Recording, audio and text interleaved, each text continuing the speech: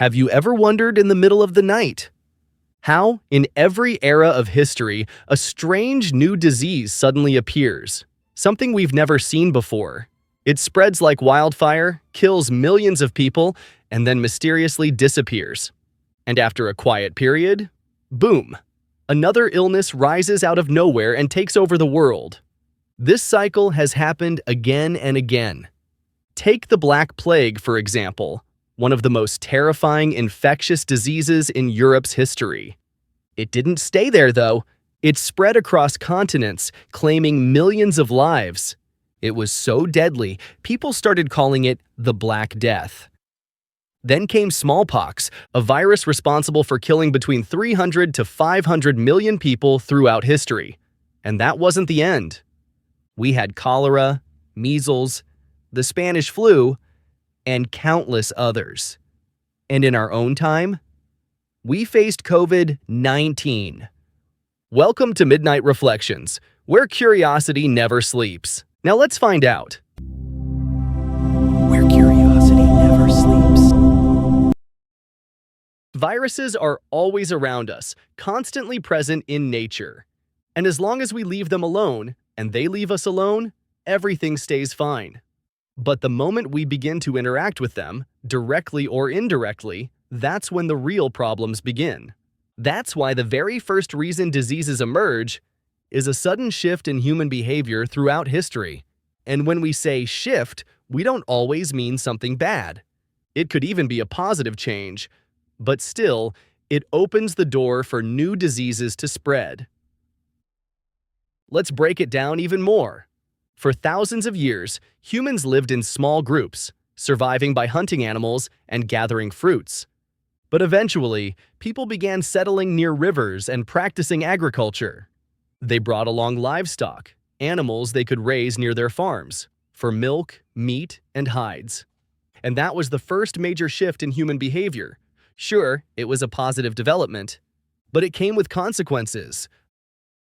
First of all, humans started having much more direct contact with animals. Farmers touched their saliva, waste, and even their skin. This close interaction allowed animal diseases to jump to humans. One of the earliest and most well-known examples is smallpox, a deadly disease believed to have originated from animals. And smallpox wasn't the only one. In fact, over 60% of viruses that infect humans today are believed to have animal origins.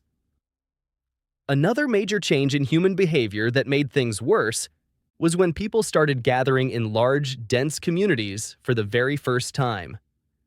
We went from scattered groups to villages, towns, and massive cities. This gave viruses the perfect opportunity to grow stronger and spread faster than ever before. In the beginning, viruses used to infect people on an individual basis. There was always a chance the person's immune system could fight off the virus, and if that happened, the virus would die. But once humans started living in large groups, it became like an open buffet for viruses. A virus would enter one person's body, and even if their immune system fought it off, no problem. It would just move on to the next person, then another, and another, until it eventually found someone with a weaker immune system. That's when it would fully take over the body and grow even stronger. But it didn't stop there. The virus would then go back to the people it had previously failed to infect, but this time, it had mutated. It returned in a stronger, more aggressive form. And now, it could infect those original people too. This is how the virus expanded more and more with each cycle. Now, here's something important to remember. In ancient times, when a disease or outbreak appeared in one area, it was very hard for it to go beyond its local borders or turn into a pandemic. Why? Because people didn't have much contact with other regions. Societies were mostly isolated from one another. And when a certain place was known to have a disease, everyone around it avoided it completely. Where curiosity never sleeps. In fact, they would stop all trade and movement to and from that area. And for a while, that actually worked. But the real disaster began when the age of wars and colonization took over.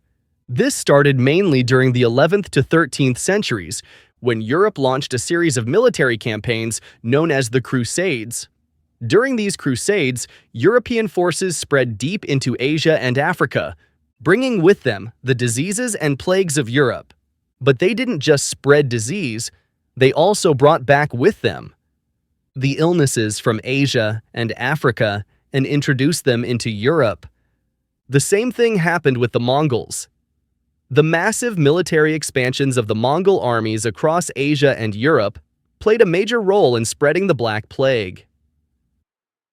Now add to that what the Europeans did starting in the 15th century when they began developing better ships and exploring the world. They sailed from Europe's coast to the shores of Africa, Asia, and the Americas, not just to explore, but to plunder, filling their ships with the wealth of every place they visited. But what they didn't realize was this. Along with the riches and goods, they were also unknowingly transporting viruses and diseases from one part of the world to another. And back in Europe at the time, it was a breeding ground for illness. Europe was filled with smallpox, plague, cholera, measles, and many more deadly diseases. So far, there's no conspiracy theory here. There was no global power using viruses as weapons. Yes, diseases spread from one place to another. But it all happened unintentionally, because people had no understanding of how diseases worked or how they spread. But everything started to change. A completely new chapter began when Europeans invaded the Americas. When they arrived in the 15th century, they brought soldiers with them, soldiers who were already infected with common European diseases. And once these soldiers came into contact with indigenous people, they unknowingly passed along deadly infections. Among the most dangerous ones were smallpox and measles. These diseases devastated the native populations because the indigenous people had never been exposed to them before. They had no immunity at all. Unlike the Europeans, who had lived with these viruses for generations, the native people were completely defenseless. These diseases spread among the indigenous populations like wildfire through dry grass. They caused an unimaginable number of deaths. One striking example is a Spanish commander named Hernán Cortés. When he entered Mexico in 1519, he managed to conquer the Aztec capital in just a few months, with only 500 Spanish soldiers. Why? Because the local people were already exhausted and weakened by disease. From that point on, things took a dark turn. The Europeans, especially the British, realized just how much these diseases could weaken indigenous populations. So they started deliberately spreading them. They would take waste and personal belongings of smallpox patients from hospitals in Europe and dump them in areas where native tribes lived. One of the most infamous incidents happened in 1763. A group of Native American tribal leaders were negotiating with British soldiers. During the meeting, the British commander gave them gifts of blankets and silk handkerchiefs. The tribal leaders accepted the gifts and returned to their people, but it was later revealed that these items had belonged to smallpox patients. That cunning British officer had purposely infected the items, hoping to cause a deadly outbreak among the tribe. And sadly, it worked. The spread of disease became a powerful tool. That helped the Europeans conquer the Americas with shocking ease. Some sources estimate that smallpox and measles alone were responsible for killing up to 90% of the indigenous population in the Americas. Take Mexico, for example. Before the Spanish invasion, the population was between 25 to 30 million. Just 50 years later, after disease swept through the land, that number dropped to just 3 million. The manipulation of diseases and epidemics became far more common in the early 20th century, especially at the beginning of World War I. During a battle between the Germans and the Russians in Finland, back in 1916, the Germans used anthrax bacteria, also known as Bacillus anthracis, as a biological weapon for the very first time. Just 2 years later, in 1918, a deadly virus suddenly emerged. The infamous Spanish flu. It spread across Europe and the entire world, with terrifying speed and intensity, killing over 50 million people and infecting around 500 million. That's nearly 1/4 of the world's population at the time. This raised a lot of unanswered questions. Was this virus somehow linked to biological warfare? Was there a lab experiment gone wrong? No one really knows for sure. But the story doesn't end there. During World War II, Japan created a secret military unit that specialized in biological weapons. It was known as Unit 731. The British Army also joined the race, conducting biological experiments in 1942 on a small island in Scotland.